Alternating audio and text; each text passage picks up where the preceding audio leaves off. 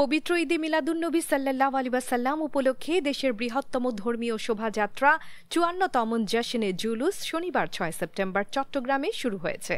ভোর থেকে নগরের বিভিন্ন প্রান্ত থেকে মুসল্লিরা মুরাদপুর জামিয়া আহমদিয়া সুন্নিয়া কামিল মাদ্রাসা প্রাঙ্গণে সমবেত হন। সকাল ৯টায় আলমগীর খানকাহ থেকে আনুষ্ঠানিকভাবে যাত্রা শুরু হয় শোভাযাত্রার, যেখানে হাজার হাজার মানুষ ইয়া নবী সালাম আলাইকা, ইয়া রাসূল সালাম আলাইকা দুরুদ পাঠে অংশ নেন। সালাম ইয়া রাসূল সালাম।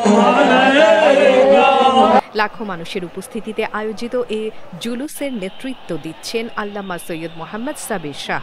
আঞ্জুমান-এ-রহমানিয়া আহমদিয়া সুন্নিয়া ট্রাস্টের উদ্যোগে এবং গাউসিয়া কমিটি বাংলাদেশের সহযোগিতায় আয়োজিত এই শোভাযাত্রায় শরীয়ত সম্মত পরিবেশ বজায় রাখতে ড্রাম সেট বাজানো, নারীর অংশগ্রহণ এবং খাবার নিক্ষেপ নিষিদ্ধ করা হয়েছে।